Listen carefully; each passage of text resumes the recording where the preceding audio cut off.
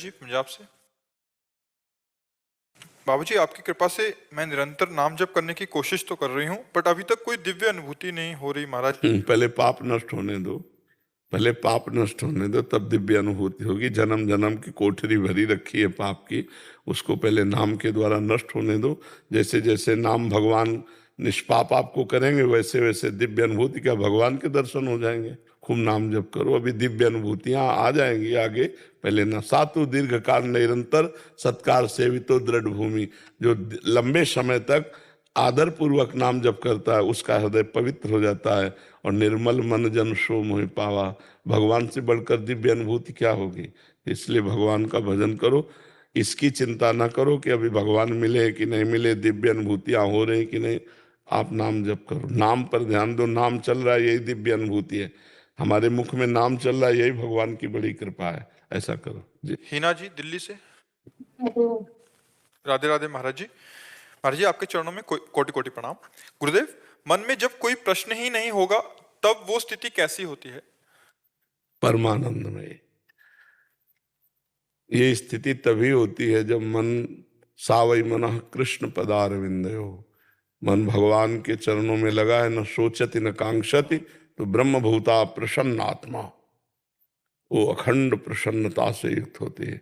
जब कोई चाह नहीं, कोई चिंता नहीं, कोई शोक नहीं, कोई उद्विग्नता नहीं, एक अपार आनंद। उसी स्थिति के लिए तो भजन किया जाता है, उसी स्थिति के लिए साधना की जाती है। न मृत्यु का भय, न जन्मने का भय, न कोई चाह, न कोई चिंता। कितना आनंद होगा। तो उसी आनंद के लिए तो हम भजन करते हैं।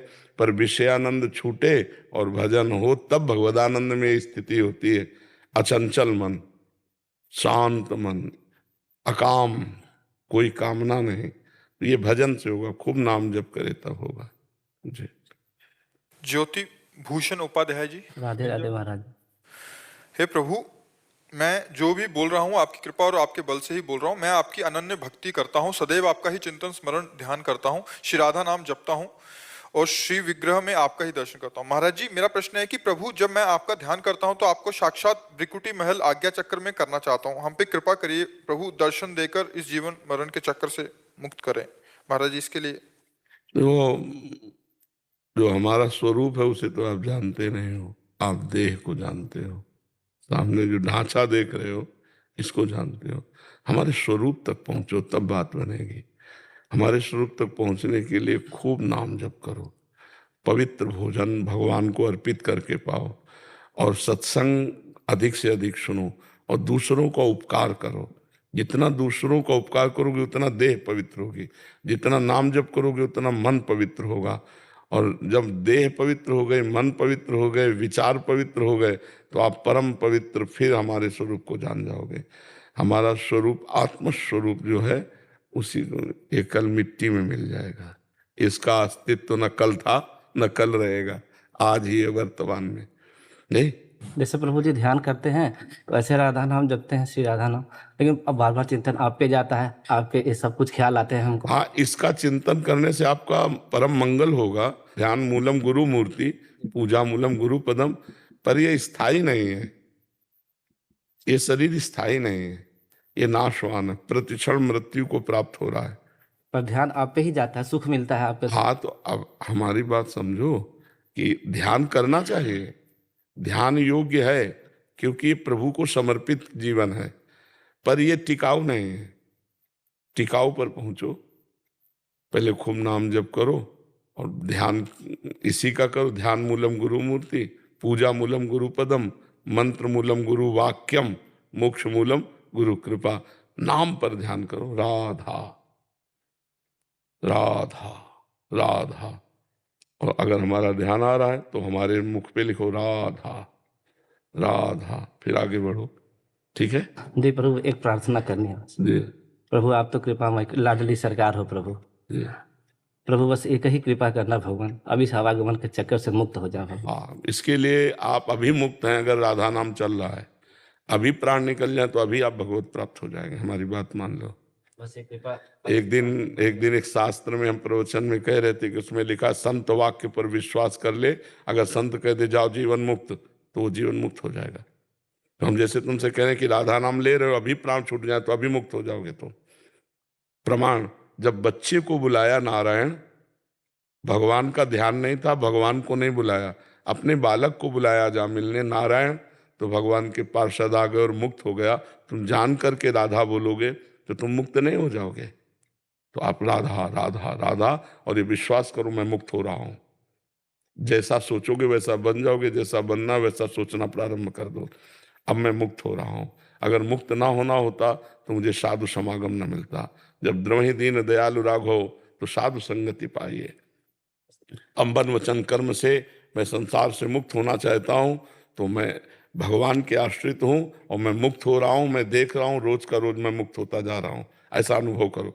मैं निहाल होता जा रहा हूं, चारों तरफ से भगवान की कृपा घेरे, मैं कृपा में डूब रहा हूं, भगवान मुझे आकर्षित कर रहे हैं। ऐसा एकांत में चिंतन करो। भगवान मुझे आकर्षित कर रहे हैं, भगवान मुझे मिलेंगे। अगर मिलना ना होता तो ये संयोग ना बैठालते, जरूर वो मिलेंगे। मन अति हरस जनावन ते ही, आज देखियो परम से। हो सकता है आज स्वप्न में दर्शन हो जाए, हो सकता है ऐसे चलते फिरते हो जाए। आज नहीं हुए तो आज हो जाएंगे। रोज ऐसा सोचो। सबरी जी रोज तैयारी करती थी, भगवान आएंगे। एक दिन भगवान आए। 1000 वर्ष तक रोज, 1000 वर्ष तक रोज झाड़ू लगाना, रोज फूल बिछाना, रोज फल लाना, भगवान आएंगे, भगवान आएंगे। और एक दिन भगवान आए।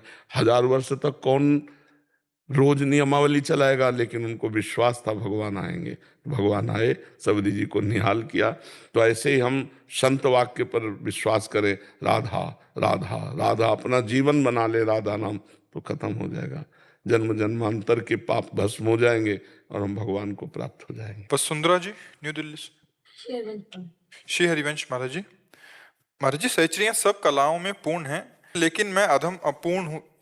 महाराज जी कह रहे हैं कि हमारी अपूर्णता को दूर करने के लिए और सहचरियों की कृपा प्राप्त करने के लिए महाराज जी मार्गदर्शन की आवश्यकता है। देखो, आचार्य हमारे सहचरी स्वरूप में है, हित सजनी जो। हम आचार्य की शरण में हो गई तो जैसे लोहा कभी मुकुट बन करके देवताओं के माथे पे नहीं लगता, लेकिन पारस मणि छू जाए तो लोहा सोना बन जाएगा, फिर वो देवताओं के मुकुट के योग्य हो जाएगा। ऐसे हम कभी सहचरी नहीं हो सकते, पर आचार्य कृपा हो जाए। व्यास सुवन प्रसाद देह मानसी गढ़े चित्त। हरिवंश महाप्रभु के प्रभाव से हमारा चित्त अपने स्वरूप में आ जाएगा, सहचरी स्वरूप में। और सहचरी स्वरूप आया तो सब सद्गुण अपने आप आ जाते हैं। स्वयं च सकला कलासु कुशली कृता ना कदा, सुरास मधुरोत्सवे किमपि वेसेत स्वामिनी। जहाँ स्वामिनी की दृष्टि पड़ी तो 64 कला प्रवीण स्वामिनी है, समस्त कलाओं में प्रवीण सहचरियां हो जाते हैं। तो हमें चिंता नहीं करनी। आचार्य शरण में हो, आचार्य शरणागत हो, बस जय जय श्री हरिवंश, जय जय श्री हरिवंश, वो अपने आप संभाल लेंगे। हम उनके हैं, वो हमेशा। कैसे हो पापी क्यों न हो, हरिवंश नाम जो ले, तो अलक लड़ेती रीज के महल खवासी दे। खवासी मतलब सहचरी पद।